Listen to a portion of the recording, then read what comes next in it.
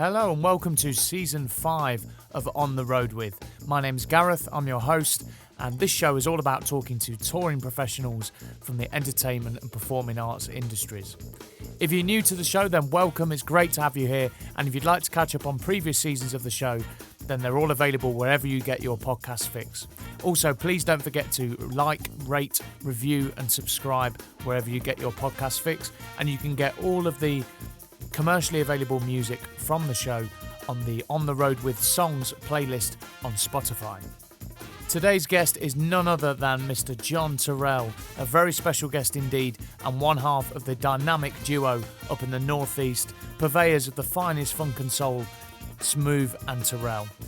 I've had the pleasure of booking Smoove and Turrell in Leicester a few times back in my promoter days, and I've known them both a long time. I've always got on really, really well with John. He's a great guy, a phenomenal singer, one of those distinctive singers that you just know it's him as soon as he comes on a record.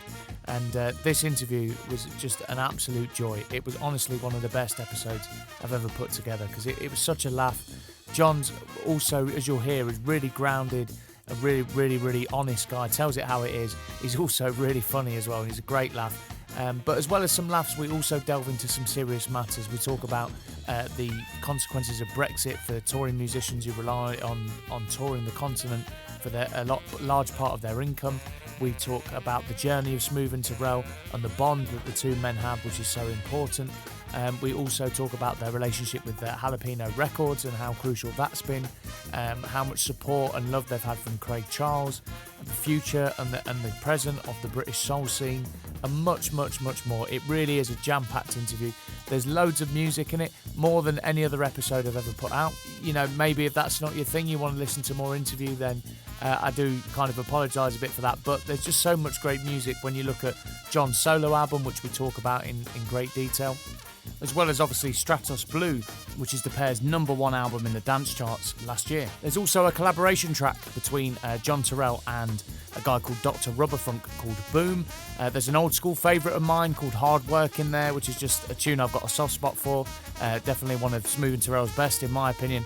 And we also play the show out with one of mine and John's favourites. I do want to just say that the sound does drop in and out a little bit, so do bear with it. In my opinion, it's really worth sticking with.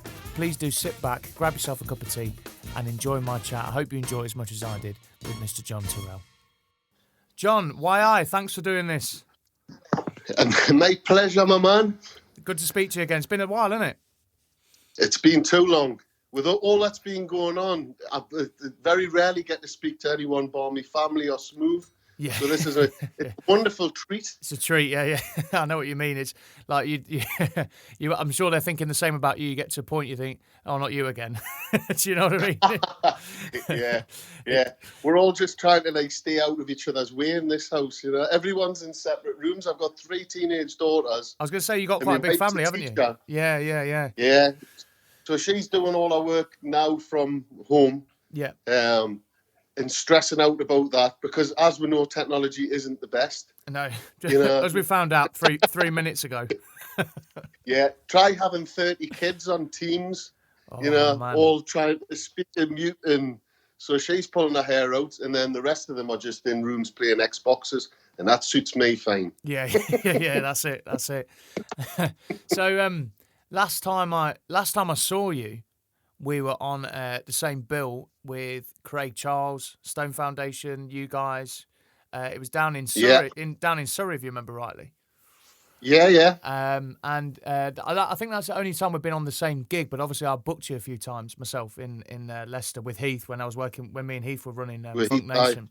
And I know you guys are really kind of loved in Leicester, and I'm always saying it when I play you on the radio show, which is a Leicester station. I'm always saying, you guys are always go down the storm here. And I just remember one wicked moment, and it was the gig you did at the Donkey, which was a stormer. That was the hottest gig ever known to man. It was unbelievable. Like literally, I remember the end of the gig. Right, you did your last song, and it wasn't Hard Work, which is probably my favourite track of yours, which we'll play later. But it was one of mine and Heath's favourites. Like, it was one of those moments as a promoter, you go, oh yes, everything clicks into place. The place is bouncing. Warren, the old landlord, he's moved on now. He's travelling around Spain. I know. Them and Wi-Fi have moved on. But he was dancing around, like, smashing it. It was great. And then I remember you finished the gig, like, literally last note, bam. And then I went up to you to kind of go, yeah, nice one, John, thanks. And I shook hands with the rest of the lads and that as well. And I remember going up to you and, like, you were just soaked through, practically hyperventilating, just looking at me like, and I went from, like, great gig to, fucking hell, are you all right? You know what I mean? Within, like, 2 seconds. There was, like, zero ventilation. There was, like, because that's what I loved about the Donkey, though. That's what made the Donkey such an exceptional place to play.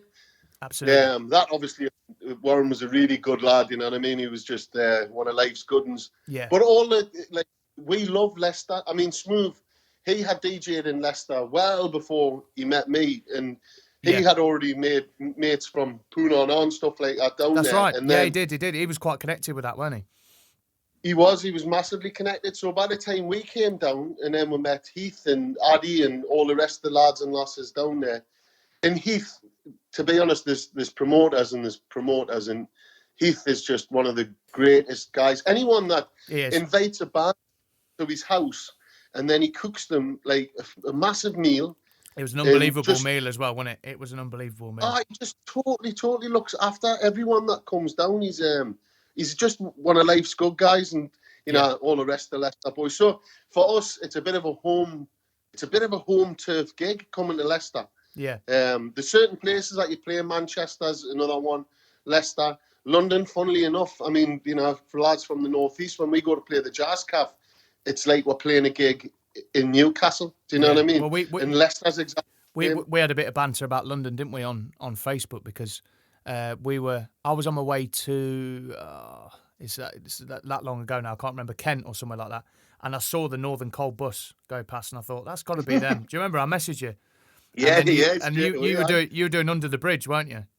Oh no, we were doing Under the Bridge, I think, or one of the bands. You were doing Under the Bridge. We were doing. I think we were doing Hackney, the Archers in Hackney. Right. Okay. Oh, right. Okay. And I remember you saying, "Oh, ask them if they serve Lambrini Under the Bridge." I remember because we were talking about the kind of the kind of yuppie bars opposite. Like, they've got them real kind of posh yuppie bar. It's all bankers. There's nothing round it, is there? No. We played Under the Bridge, and when you like literally you want a pint, don't you, after a gig? Yeah. So we all set off looking for a boozer, and I think we walked about 10 miles before we found somewhere. Yeah, well, it was an actual 4 o'clock in the morning. An actual boozer as well, not like a wanky bar. Do you know what I mean? That's what I mean. Obviously, you're never going to find us in the old Del Boy wine bars. You know what I mean? Yeah, Del Boy. Yeah. It is actually. It is. Yeah, you can imagine him falling through the bar in that place opposite, can't you?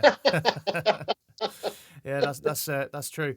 But I mean, I'll never forget that time at the Donkey, and it seems like you guys have got that love from fans, from genuine people. Do you know what I mean?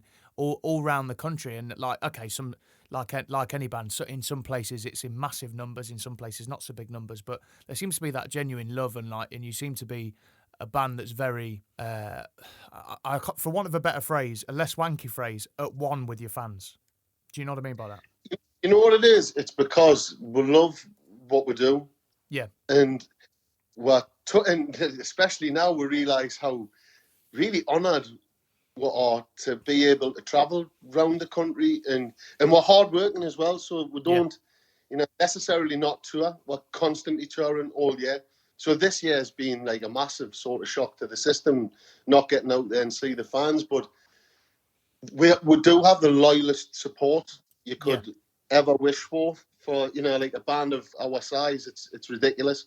This year alone, the sort of live gigs that we've done on the internet, and the sort of the Northern Coal experience, which we do every Friday, that's become like a social club for disaffected people. It's like there's people from New York and New Orleans, and like talking to someone from Nottingham, talking to someone, and everyone is there for the crack, and they're there with the beers in hand, and it's a lovely thing to watch that there is a community being built around what we've done. if you know what I mean. Yeah, that's great. That's great. And People have ended up really, really good friends. You know, like it's crazy. And that's a legacy in itself, and it's a legacy that is not often talked about by musicians, I don't think, and performers. Do you know what I mean? It's one that you could be so proud of. And take all the music aside, like that legacy in itself of building a community and giving people. I was talking to Miles Sanko the other day, singer, and Miles. and he was saying about how he had a great phrase. It was the highlight of the interview for me.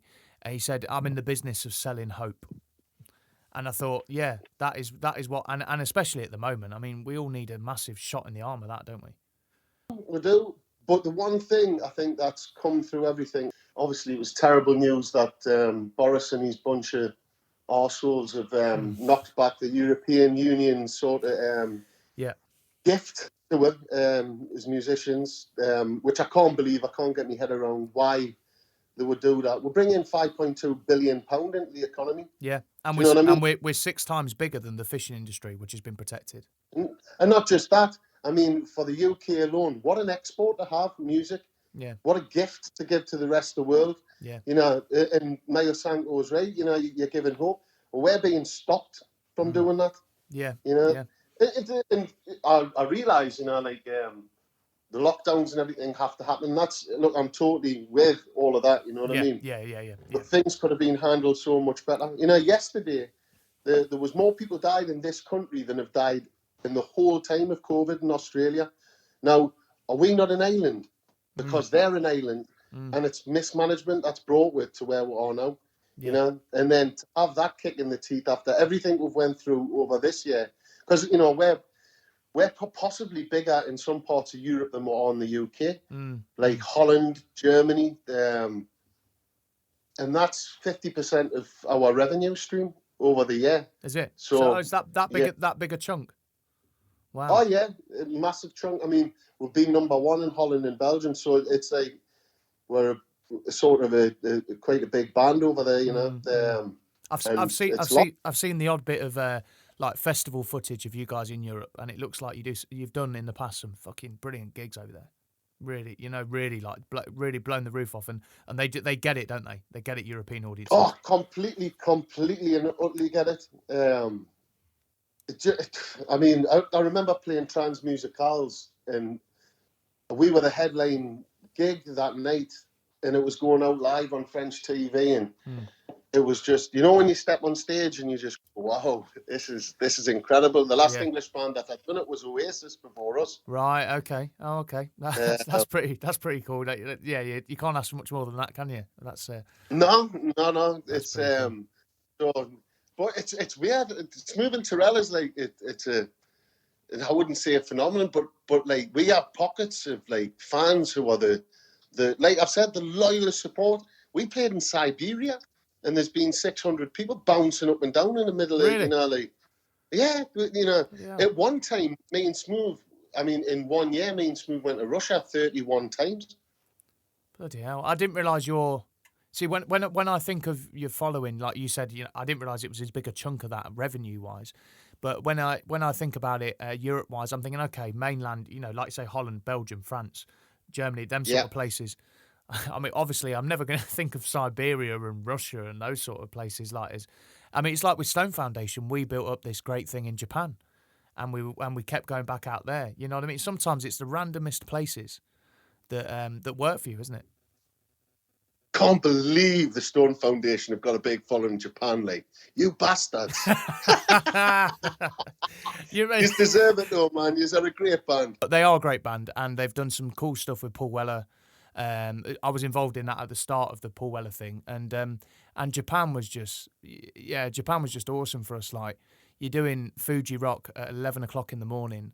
You're on the breakfast slot, and breakfast slot in the UK, you're thinking, no, there's not going to be anyone here. Let's do this for the experience. Let's build up the following a little bit. We can say we've done it. That's cool. Okay, let's get on with it. And we thought that, like, nobody in this massive tent. The compere goes out to introduce English guy Ash, but spoke Japanese, and he was introducing us in Japanese, and he must have said good morning or some sort of greeting, and the eruption was like 5,000 people. You know that feeling. Yeah. you think, oh, Yeah. as we say in Leicester, you think, oh, you bastard, here we go, you know. all your beauty is another one we would say. But so, you know, yeah, you never know where's going to work for you. And sometimes, I'm not sure if you guys have had this, but sometimes you really feel that a country is going to work for you, and it doesn't. Oh, totally.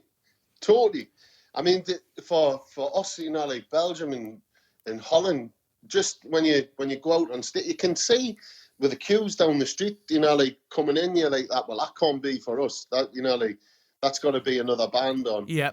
And then you turn up, and everyone in the queue's turning around, going, "Oh, there's Mike Porter." You know, like obviously because everyone says there's Mike Porter. He's a star. John, he's the star of the show. Let's be honest. Come on. Of course he is. Of course he is. He's the front man that I'll never be. It's good though. What I like that kind of brings me on nicely to, like, the chemistry of you guys. You always recognise each other's strengths. Do you know what I mean by that? Like, you don't try and tread on each other's toes. Like Smoove is Mr. Production. Like you're the voice. Mike is the big time the personality. Do you know what I mean? Not big. Yeah. No disrespect. No, not totally. No, do you know what I mean? He's like the the hype, basically. Yeah. He's like the hype man. You know what I mean? Yes, exactly. He gets the crowd going, and then all I've got to do is sing. Yeah. You know, which I know I can do. Yeah. But he takes a lot of pressure off me as a front man. Yeah. Because he's the one that gets the crowd pumped. Yeah, and I like that as well. Like you don't always have to. Your singer doesn't always have to be your front man. I can think of a lot of examples of where another member of the band brings that kind of, let's go, come on, let's have this. Do you know what I mean? And then the singer sings and they do what they do best. Do you know what I mean? And I think that's cool, and it's cool of you to recognise that as well, and not try and force that. Like, hang on, Mike, get back in your place. You know, a lot of singers would do that. The band in itself, I've got the best set of musicians that I've ever worked with, like ever. Yeah. Lloyd Wright on guitar, he's just killer. Yeah. Neil Holland on bass, Ozzy on drums. Ozzy, the original drummer, came back 2-3 years ago now, which has been brilliant. But all the way through Smoove and Turrell, we've had a band of like really exceptional musicians. And the brilliant thing is, I mean, Smoove is a producer, but it's the songwriting capability that the lads bring to the band, which makes Smoove and Turrell. I mean, if you look at the sleeve notes, Stratos Bleu, #1 album, Stratos Bleu, you know, and the dance stuff like #1. Top 40 record. I just think I'd drop that in. Yeah, top 40 UK record, Stratos Okay, Bleu. all right.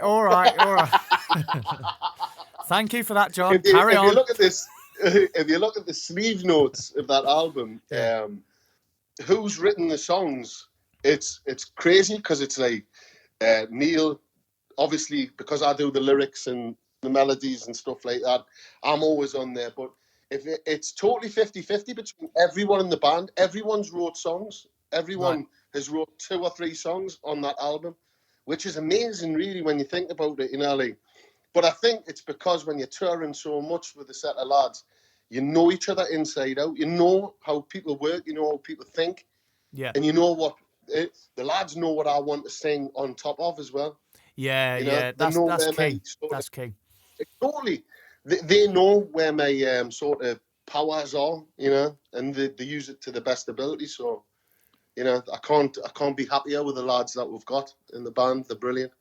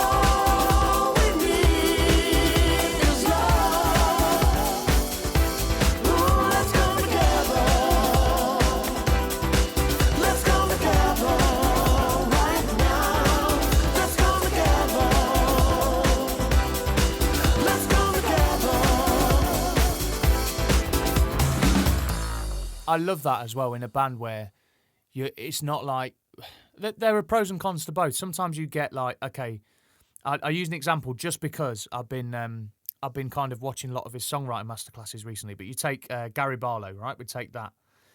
He was okay. They all wrote a bit as time went on. They did more together in the later days, but at the start it was like, Gary, you got to bring the songs to the guys. That's it. And they're great dancers, they're great entertainers and all that. But you've got to write the material. And there's a lot of he said himself, there's a lot of pressure on him. And he didn't. He was saying actually he put out what he thinks is some of their best stuff when it was the 4 or 5 of the however many were in the band writing at that time. Do you know what I mean? And I think you get awesome results of that. That was one of my questions on my sheet was, how does the songwriting process work? It just, I might have a melody and I'll go and speak to Neil or Lloyd or Mike and just say, look, I've got an idea. Just sing or record into my phone what it is, send it across. Or they might be at Smoove studio and Smoove's found a sample, which he loves. Yeah. And then the lads have went, we can do something around that sample, or some of the lads will have ideas and send them to Smoove. Well, this year's been weird because there's been a lot of like sort of virtual sending of stuff through. Tricky, isn't it? Tricky. It is tricky because I like to look in someone's eyes when I'm writing with them, so that you know that you're both buzzing off the same thing. It's a lot more difficult when you're doing things over. So what we've done this time is we've kept all the ideas, we've worked on them as far as really we want to work on them, and then once this is all over, we're all going to get back into the studio together and go over all the ideas, chuck out the chaff, have a look at ones where we think there's a real good feeling about it. And I think it's a great way of working because at least then we're not wasting time. Yeah. That's right.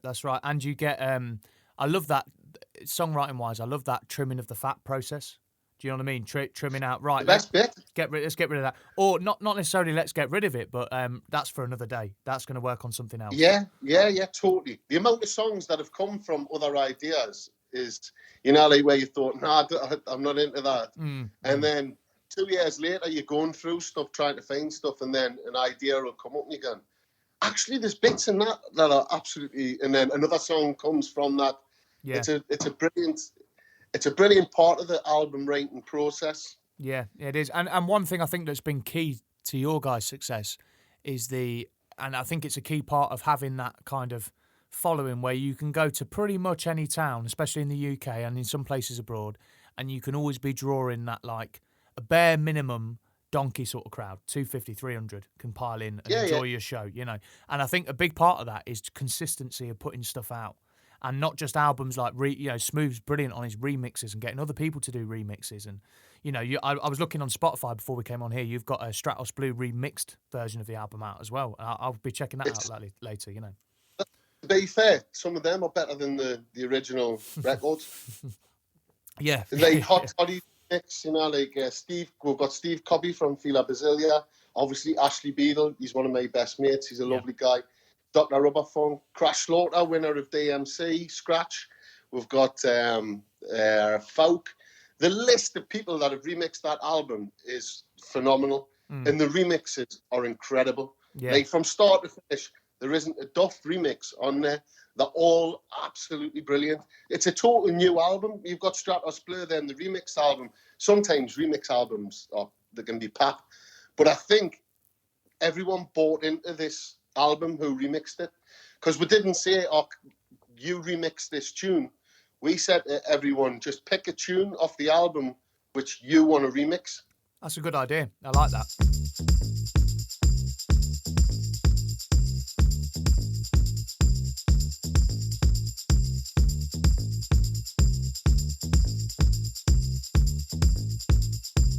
Is it enough to get no test? Enough to carry on? I can't see the reason you've been feeling so down so long. Your confidence has took a kicking. Open wounds you should be licking. Hung your dreams on a rusty nail. Has no meaning when you don't feel your fade away.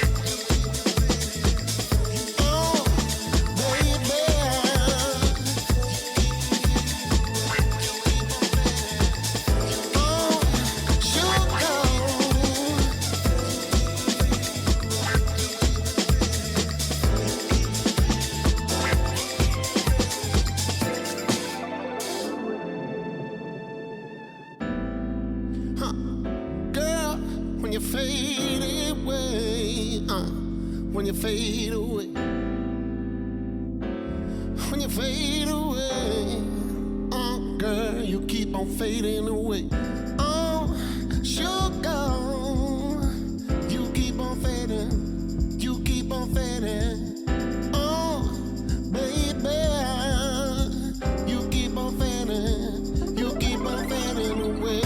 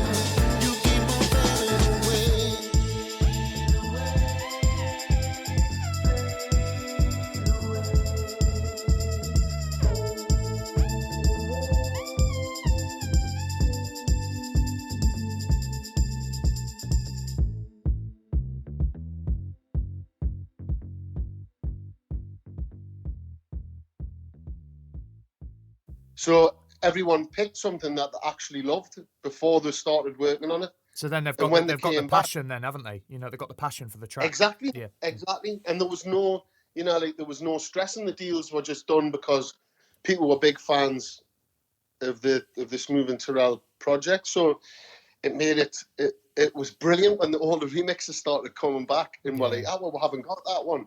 And we haven't got that one. And we're like, oh crap, he's done that one. And then it ended up that the whole album was remixed without anyone even saying that, you know, you've got to do this. Yeah. It was just phenomenal. That's brilliant. I think that's a good place to, you mentioned rubber funk, or as I thought you said, robo funk because of your accent. Robo funk. Dr. Robo funk, man.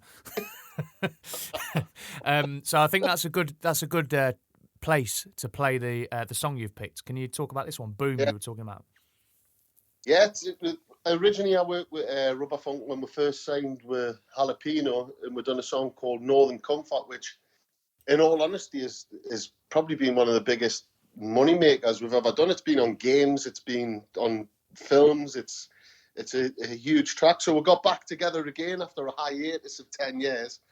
He sent us through a sort of just a guitar riff, really, and I think I was hungover, and I wrote this song called Boom, and this is it. It's just a little blowout. Now stand back for the fallout. It's just a little blowout. So stand back now. I got the Tuesday tears, got the Wednesday woes. My serotonin too low. It's just a little blowout. Now stand back now. And when I get to you, my love, I'm gonna blow those doors right there. Yeah, dirty little stop by. Get back when the sun rises. Just a dirty little stop by.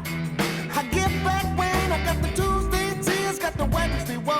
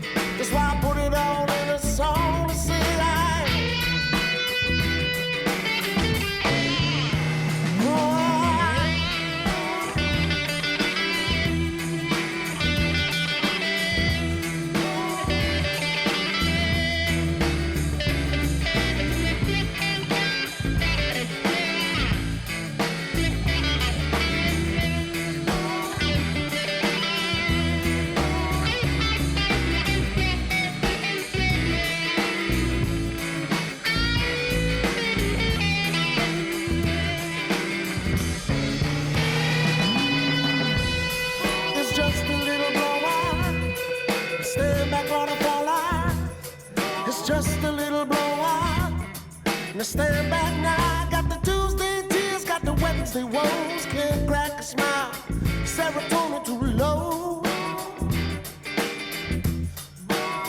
But when I get to you, my love, yeah, I'm gonna blow those doors right there.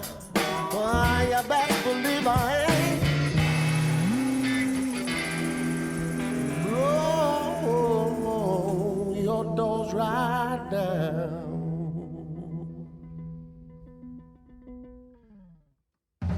Talking about Jalapeno Records, John, that's on my list to sort of discuss. How does that work? It's always intrigued me, that name. I see it on the bottom of your releases. I've always forgotten to ask you about it, normally because we're in the middle of Heath's nice dinner or something. Do you know what I mean? But you know, what's the story behind that?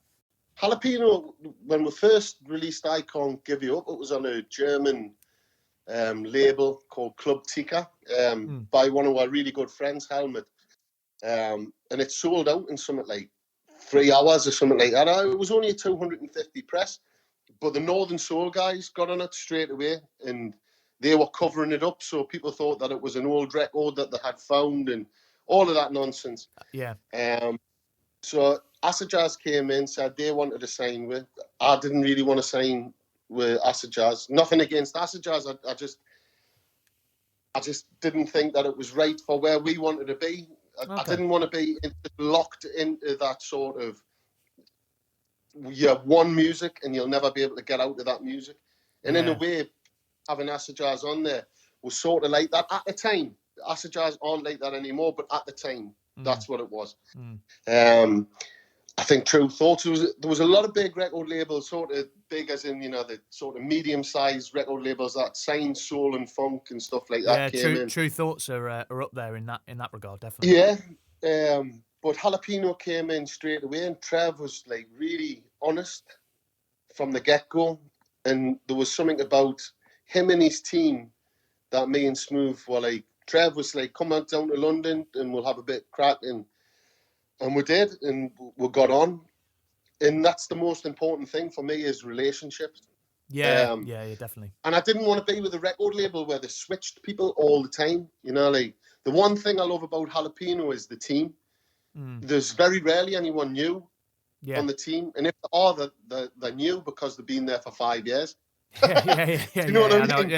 And that says a lot to you about an organisation as well. They look after people. People love it there. Do you know what I mean? Exactly. And they're in it for the long haul as well. Yes. You know, like you don't just release an album and then a year later forget about the album, because you've always got to have people looking after all your back catalogue all the time, and you know, like pushing it towards films or pushing it for adverts, pushing it for this, pushing it for that. And we've ended up with like a big extended Smoove and Turrell family that we work with. And not only that, I mean, Crack and Smack was signed to Jalapeno. Ski Whiff originally, like they started Jalapeno. Right. So like they already had like a really good roster, which was a broad base as well. It wasn't just funk and soul. It was dance music. But all in that kind of funky sort of upbeat. Yeah. Theme. And that's predominantly why we're signing with them, and it's been probably the best decision that we made. Yeah. The fantastic record label. Yeah. Absolutely brilliant. Is your solo album was that released through them as well, or was that separate? No, that was I should have straight away, and I didn't. I got an offer from Big Chill at the time, and this all the sort of shit hit the fan with Big Chill, the festival collapsing, and it was the worst decision business-wise I've ever made, was to put that record with Big Chill. I lost thousands. And then after that, because the album was completely and utterly the Kingmaker, it was getting rave reviews everywhere. Yeah. There are some good reviews. I've seen. It couldn't be sold anywhere because they didn't have the product. They didn't have this. This wasn't in place. That wasn't in place, and it just ended up one of the biggest nightmares I've ever had. And because of that, I sort of just chucked the album away and just went, right, that's it. I'm never thinking about it again. I'm done with it. And Jalapeno waited till it was out of contract with them and said, can we take it? And then all of a sudden there was a big resurgence of love for the album, and then they've done a remix package of it again with Wow, yeah. all the sort of remixers that I had worked with in the past. So like Valik and Basement Freaks, and Yeah. who cared about me, you know what I mean? Smoove, Mm. obviously, you know, Mike Porter, everyone sort of like, was it like a vanguard of people sort of around the album saying, no, let's do the best we possibly, and then, you know, the album was no longer a failure in my eyes. It was like, you know, it was something that I'm proud of now, where I wasn't when it was with Big Chill. It was the biggest nightmare I ever had. And that's interesting as well, because the reason you weren't proud of it and you like burnt out with it, if that's the right phrase, you know, drain with it sort of thing. The reason for that was purely to do with business, right? It wasn't to do with the songs or the content of the album. You were proud of the songs, right? I was proud, really proud, but and Dick Faber, the guy that I'd done the album with, he was exactly the same. I think in the end we both looked at each other and went, right, artistically we've done something really brilliant, but it's been killed by business, and there's no worse feeling than putting so much love and so much sort of your integrity and your heart and soul into something. To have business fuck it over. Yeah. And that's basically what happened, and you can't really go back because it's already been done. So waiting that time for Jalapeno to come in and give it a fresh start, that was the sort of electricity that it needed, you know, a safe pair of hands.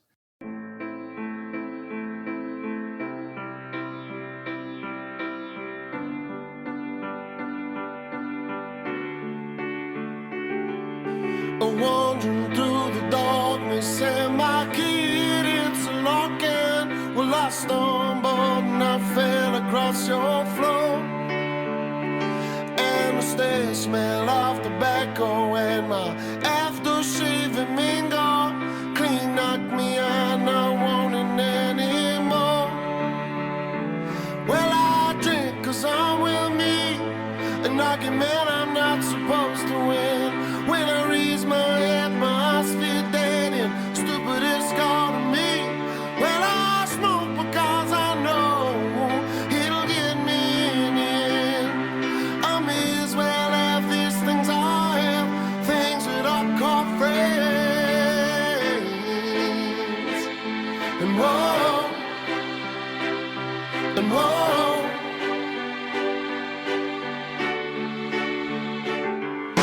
A face that's seen it all is what I got. These lines, reflections of the lies, the tease, the fears I give away too easily. The alleyways and back roads to them all bring back memories, flashes of the good and bad, memories that broke my heart. And if I knew, tell me now if I knew, life could be much different for me and you. And if I'm singing everything I was meant to be, love could be much easier for you and me. Whoa, and whoa, and whoa. Well, this life could be much easier for me. And whoa, and whoa.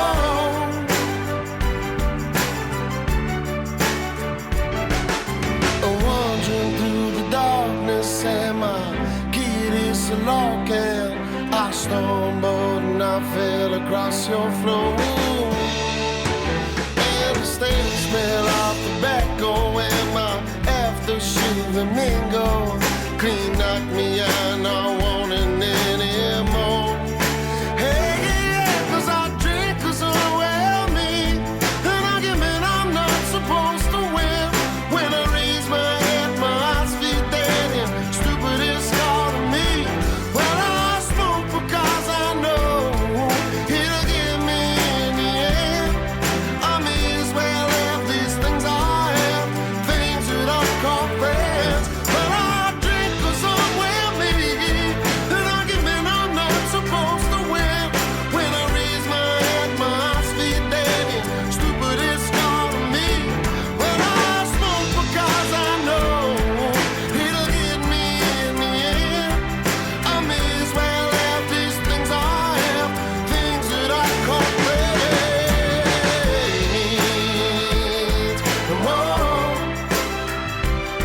And whoa, well, I may as well have these things that I call friends. And whoa,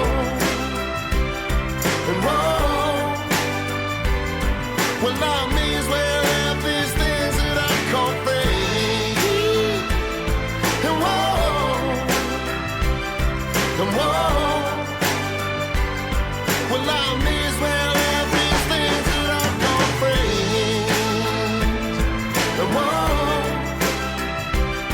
And whoa, well, I may as well have these things that I call friends.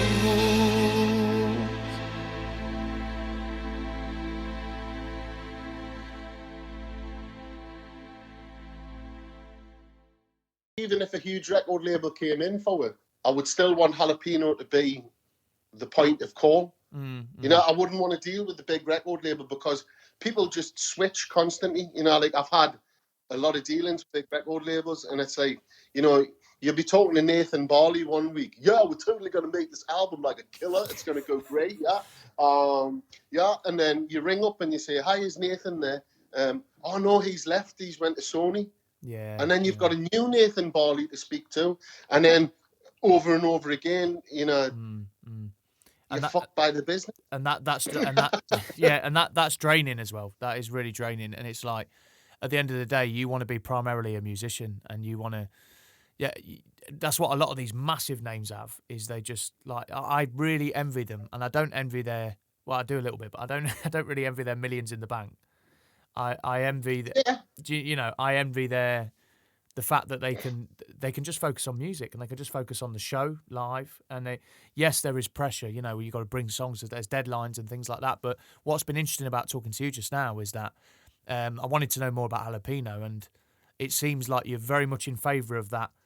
Are they sort of mid-level record label? Top of the mid-level. Yes, the acts that they've got on that label, obviously the Allergies. Allergies, yeah. They've been having huge success recently. Izzo Fitzroy, again, what a voice that woman's got. And they're signing quite, you know, what I love about Jalapeno is they don't just say, yeah, we're a funk and soul label and that's where we are. Trev and Mikkel and Les, all the team are just looking for something that's interesting but upbeating, you know, like, I love the label. I think that they're a great place to be. Yeah, and it sounds like my kind of question on my notes was to talk about independent artists versus signed artists. But actually, you've opened up my eyes to the fact that there's this signed artist, but not all signed artists have to be Universal, Sony, big time. You know what I mean? There is that mid-level where you get maybe a better service a little bit, and you get that relationship. You know what I mean? A far better service from obviously. I'm not Adele, you know what I mean? Adele will be getting the top service that anyone gets, you know, ever in her life's absolutely brilliant. But for a small guy on a massive label, you're caught between the devil and the deep blue sea. Yeah. You know, unless you have that massive hit. Yeah. Whereas if you're on a medium-sized record label with a great team behind you and everyone's invested in you, then having a huge hit is doing what we've done. It's a huge hit for Jalapeno. Yeah. So they're over the moon that we do what we do. They're over the moon that we do so many live shows that brings in so many new people. That is a constant sort of... You're getting new fans all the time because of the amount of work that we put in. And I tell you what, I mean, Jalapeno love an artist who grafts. Right, yeah. You know, and aren't afraid to work. You know what I mean?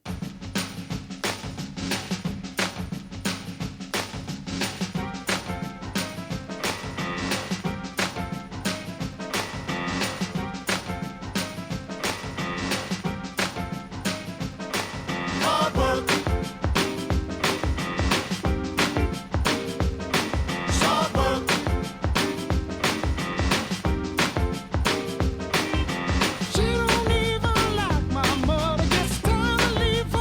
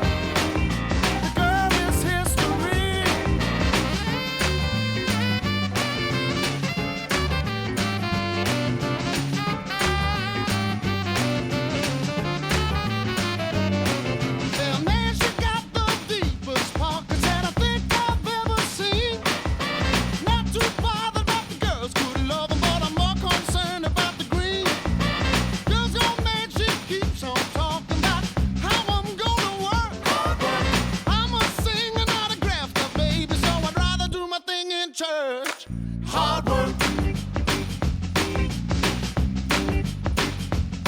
She's hard work. Well, too much for me. Oh, she's hard work. That girl is history. She's hard work. She's hard work. Ah, too much for me. She's hard work. Hey, yeah. She's hard work. Well, the girl is history. She's hard From the work. sounds of it, they're invested in Smoove and Turrell, but what comes with that is you as well. You know, like you say, they didn't have to pick up that solo album. Do you know what I mean? Like No. a lot of labels wouldn't have done, to be honest with you. You know what I mean? It wouldn't even come onto their radar, but they went out of their way for you because they care. Do you know what I mean? Yes, it's a business, Yeah. but they care. Like, and you can have a combination of caring and making money. Do you know what I mean? Totally not. It's a whole holistic attitude to music, and that's what I love about that record label. And the pay on time. There's no worry about, you know, like, oh, when's my next check coming? Are they going to deliver this? Are they going to deliver that? Half the time, we get it early.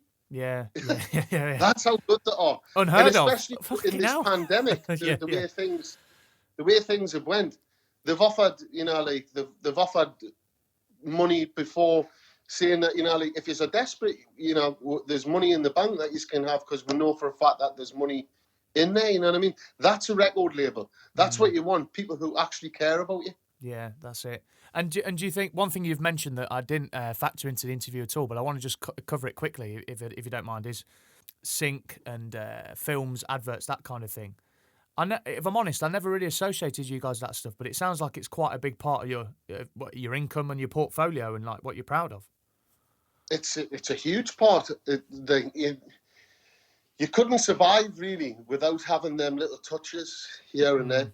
Yeah. And don't get us wrong, it's a big revenue stream that really does help you out from time to time. Yeah. You know, I've been bones in my arse sometimes, you know, when you're thinking, is it really worth it? You know, all this that you're doing.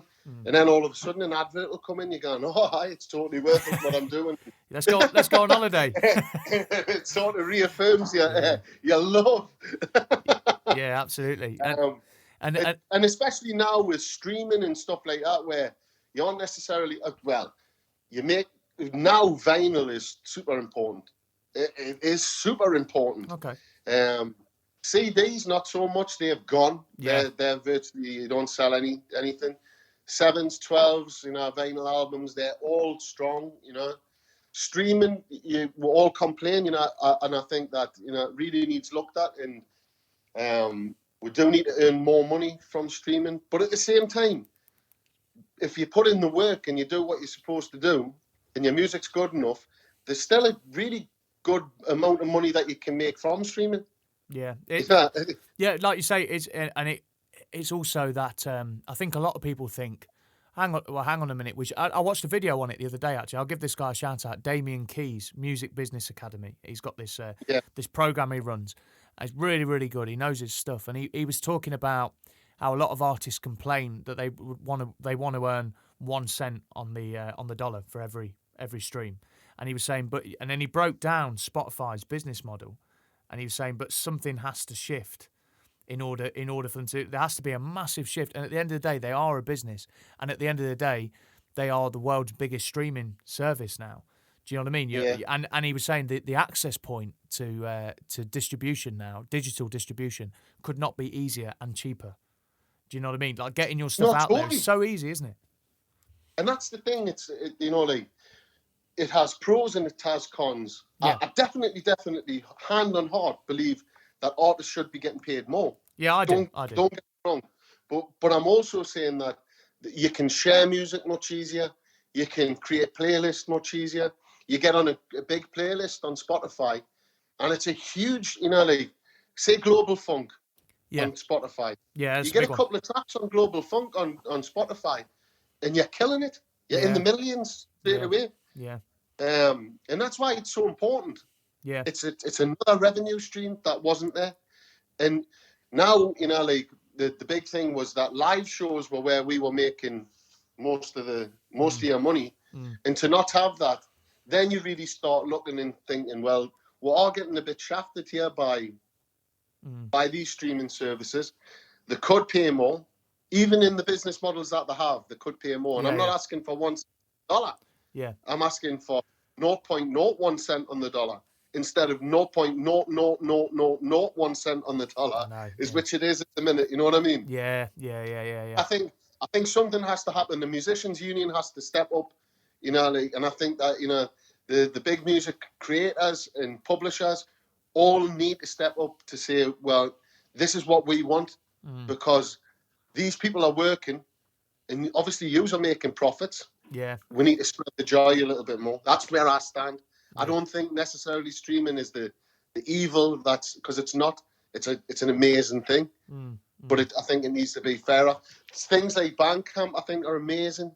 Yeah. And what they have done over this whole lockdown with the Bandcamp Fridays and stuff like that, and I think it's a company that actually looks at things from a musician's point of view more than it does sometimes as a business, and obviously they're making a lot of money, but they're doing things in a kind of way you think, I'm going to buy from Bandcamp because of this. Yeah, and do you know what I mean? And they make money fairly as well, and I've got no problem with that. Do you know what I mean? I've got no problem with that. But half the time, people will be on Spotify listening to a Smoove and Turrell and then go, "Oh, I want that on vinyl," and then they'll go to Bandcamp to buy the vinyl. Right. Okay. Yeah. You're getting the best of both worlds sometimes. So hand on heart, I can't say that it's the evil that everyone says it is, but at the same time, it could be doing with a small change in favour of artists. Yeah, I think there's a mindset among musicians and artists that a lot of them are very reluctant to see a middle road with things, and I think so streaming is a good example. Oh, it's evil, it's terrible, or I love it and it's great. Well, actually, there's somewhere in the middle. It needs to be reformed a bit, but it is amazing. I remember the first Smoove and Turrell album, and at the time, like, there wasn't streaming. It was sort of like Pirate Bay and stuff like that. Right? In Russia alone, Antique Soul had been illegally downloaded something like 5.6 million times. Now, if they had bought that, you know what I mean, or they had streamed it, I would have made some revenue. Well, I didn't make anything. You would have retired. You would have retired. I would have been smoking Cuban cigars on a beach somewhere. But it is what it is, and then streaming came out and you thought, get in at least, people are going to pay a subscription and you're all going to get some money. And then it is what it is, but it is a good thing and it is a bad thing, Yeah. And so, okay, so we talk about like the songwriting side, the creativity side, the live side we've touched on, collaboration, and because you've branched out quite a bit, you've done your fantasy funk stuff with Craig Charles, and I think just on that, I think Craig is a big like linchpin of bringing the new British soul scene, I like to call it. He brings that together. He's the glue, and he gives it a platform to grow as well. I think he plays a massive role, and I know that he's led to maybe not him directly, but there's a lot of definitely. opportunities. I would say definitely directly. Right. Okay. He's had a huge impact, an absolutely huge impact, and not only that, we've ended up best friends. You know what I mean? Through a lot of years of working together, and he's so into it. He's so into soul music. He's not playing a part. Like a lot of DJs, especially on the likes of, dare I say, Radio 2 and places like that, are playing a part. Six Music's different. They have people there that actually, love music and they love what they do. And Craig is like, he's the biggest sort of cheerleader for what we do. Right. You included, me included, this whole soul scene. Yeah. And he loves it. He absolutely loves it. And, there's no better man. I think, Saturday is not big enough for him. He should have a daily show, And soul music in itself, the British soul scene is incredible at the minute. Absolutely incredible. It's world beating. There's no one touching the Brits at the minute for soul, not even the Yanks. And I just think that, with a bigger push from the likes of Six Music, we can become this sort of massive force in the world. It's a real institution, and it's when I got into Funk Nation, I kind of when I sort of started it off, and then I was doing it low key, local stuff, and I was using it to push my own funk and soul stuff in terms of the band at the time. And then Heath came on board, and he brought all these kind of, well, you guys, who I was into anyway, but he actually went out there and made it happen, made that gig happen. And then we did Hannah Williams. We brought Hannah Williams and the Tastemakers, as they were known then. We brought them in. The Haggis Horns, who've become a few of whom has become friends. I of love mine. the Haggis boys. Yeah, they're great. They're just brilliant. They're great, and they're like, to book that you guys were similar. Is that there's just no ego, no divaness, no, do you know what I mean? No stroppiness, no, it's a pleasure. It really is a pleasure to book them. Malcolm was on one of the first. You what? Say again. You know, when you come backstage, if we get a packet of crisps, we're all like cheering. yeah. That's it. I had the Raiders here, boys. Yes, we've made it. Fame at last. I had Malcolm on one of the first episodes of this, Malcolm Strachan, and I love Malcolm. And, he's one of me like proper music, like who I've met through music, who I've ended up like really good mates with. He's an absolutely beautiful guy. What a musician, man! Oh, what a trumpet! He's incredible. He's unbelievable. He's one of those that I'm like I listened to his solo album recently. You know, his new album's incredible. It's awesome, isn't it? And he one of the tracks he picked for his interview was Uncle Bobby's Last Orders, like the kind of funky thing on there. Love it. And I was listening on there, and you know when you listen and you think, like, whether you know the person or not, you think, and it's your instrument, like trumpet for me. I'm listening thinking, he did some lick, and I thought, okay, you bastard. You know you know what I mean? You know, when somebody's that good, you kind of go, oh, fuck off. He's just effortless. Ridiculous. If there's one thing I can say, I mean, I've done gigs before where we went for a couple of pints before the gig, and like them couple of pints have turned into a lot of pints. That doesn't sound like you, John. That doesn't sound like you at all. No, That's really alien, that is. You know what I mean? And we've went on stage, and I've been like, all right, okay, I'm ready to go. And like, I've turned around, and he's standing there, like, you know, like this. It's like he's been drinking water all day. Yeah. I can imagine that. Yeah, he's incredible, and their new album as well, the Haggis Horns, is unbelievable as well. And I love a guy I've spoke to, but we haven't sorted a date out yet. But I spoke to about coming on here was John McCallum as well. He's done a great job vocally on that. Oh, John's a lovely kid. Great voice. Yeah, wicked, really distinctive, and he really takes. I think that if it were possible, he really takes the Haggis Horns up a gear. Do you know what I mean with his voice? Tell you what, live as well, he's no different to what he is on the record. He's one of them singers. Yeah. You know, some singers you listen to and you'll go, oh yeah, the fantastic on the record when they've had 58 takes of a song. You know what I mean? And then you see them live and they're nowhere near what they were on the record. John turns up and I think he's actually better live. Yeah. He's one of them. And that's a sign of a truly great vocalist, to be honest with you. You know yeah, what I mean? Totally. To be able to pull it out the bag as well, because live, you have to go with how your voice is that day. Do you know what I mean? And I've got to make this work. Do you know what I mean? And I've got to try and make it brilliant, you know. That's the key. Yeah. Absolutely. I've got to try to make this work. Yeah. You can have that in your autobiography. I'll let you have that one. Yeah, I'll have it as me epitaph on the grave. John Turrell, vocalist. I have to make this work. At the funeral, they go, he lived by that. That was what he believed. He got it off this podcast guy, this twat who did a podcast with. Oh man, brilliant. So I've got two more questions for you, John. One is I asked this to anybody who, because I have comedians on here and other types of performing artists, but I asked this to all musicians or singers or artists, songwriters. Which do you prefer? Is it the stage or the studio, and why? Oh, so difficult. The camaraderie and the sort of intensity of being in a studio writing something and all buzzing at the same time when something goes right. There's no better feeling than that, apart from stepping out on stage in front of 1,000 people. Yeah. That's the drug. You know what I mean?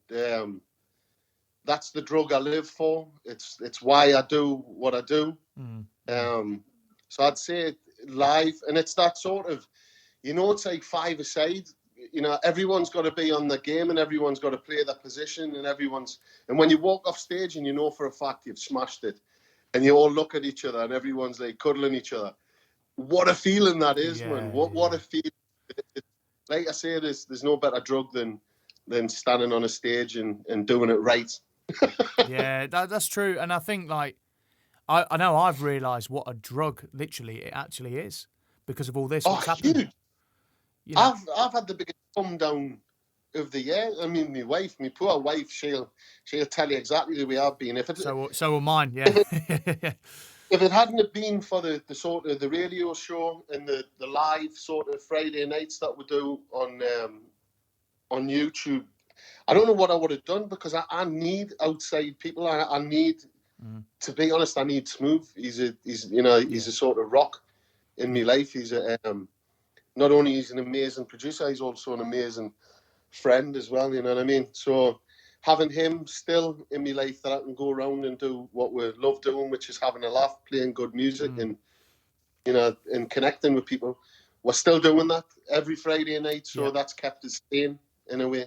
Yeah, it's funny actually. I forgot to mention this at the time when we touched on Craig Charles, when we were talking about Craig Charles, but I remember at Heath's house, we were I think we were having a cigarette or something outside, and after the meal, we had a few cans on the go and stuff, and I was talking to you about your friendship with Craig, both of you and Smoove.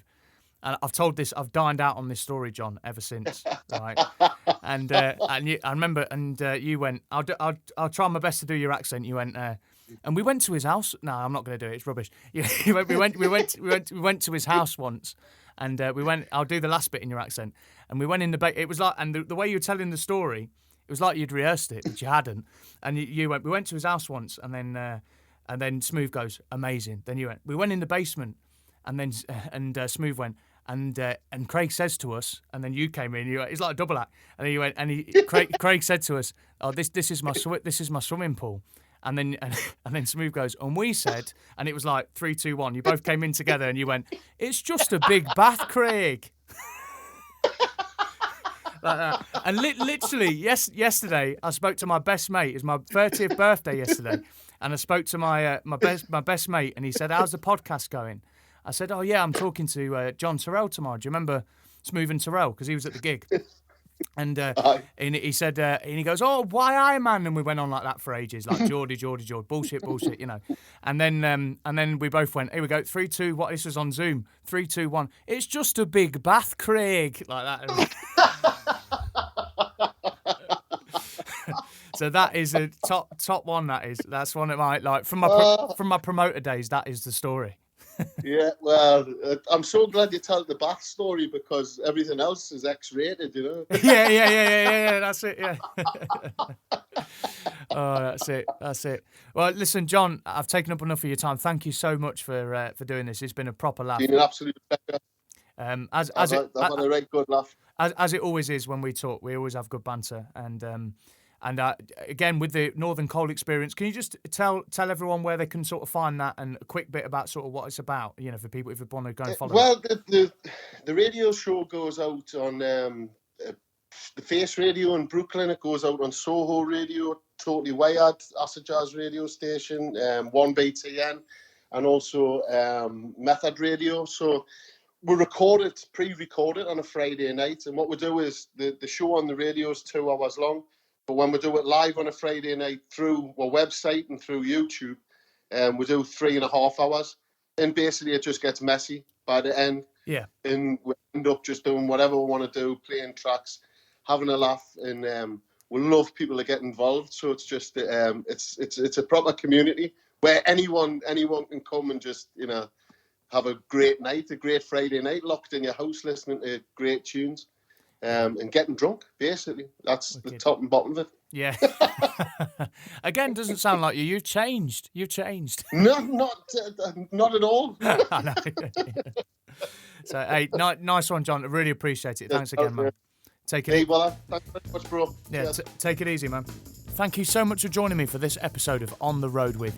My guest was the lovely Mr. John Turrell, and what a laugh that was. I really enjoyed it and got some great insights into lots of different things as well, and I hope you did. I'd like to really sincerely thank John for his time. It's much appreciated. So if you like what you're hearing, please do follow us wherever you get your podcast fix, and you can also keep in touch on social media. It's Gareth John Music on all social media platforms, and you can also stream all of the commercially available music on the On the Road With featured songs playlist on Spotify. One last favour as well, if you could also give us a positive, hopefully, rating and review on Apple Podcasts, that would be much appreciated. It really does help. I'm now going to play the show out with a joint favourite of mine and John's. I really enjoy singing this one as well. It's Mr. Donny Hathaway live at the Troubadour with A Song for You. Take care now. Bye-bye. I've been so many places in my life and time.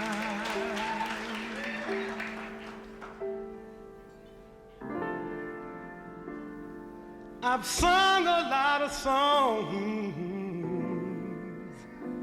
I've made some bad rhymes. I've acted out my life in stages. 10,000 people watching, but we're alone now, and I'm singing this song to you. I know your image of me is what I hope to be.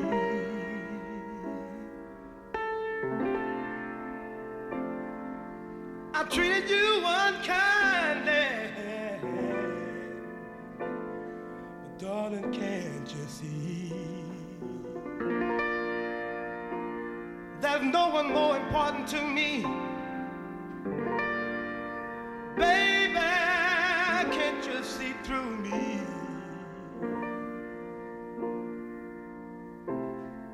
'Cause we're alone now, and I'm singing this song to you. You taught me precious secrets of a true love withholding nothing.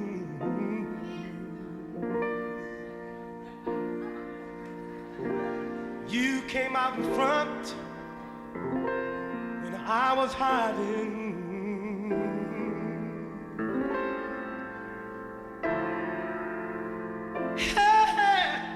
But now I'm so much better. And if my words don't come together, listen to the melody, 'cause my love is in there hiding.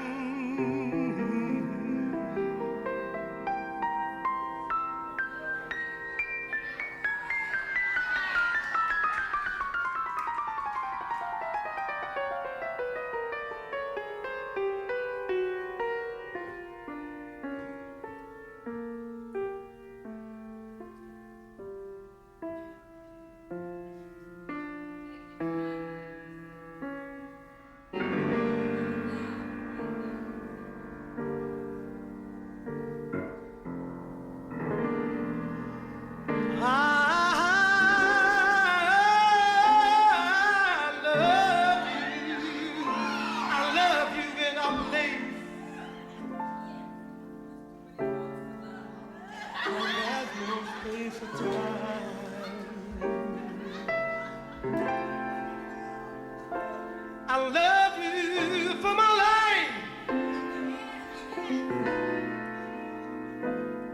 You're a friend of mine.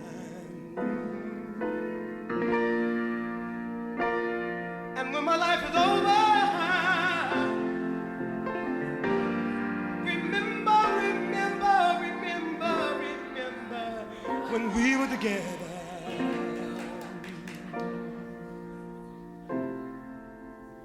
We were alone and I was singing this song to you.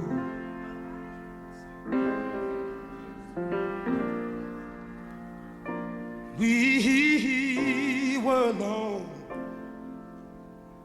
and I was singing this song to you. We were alone, and I was singing this song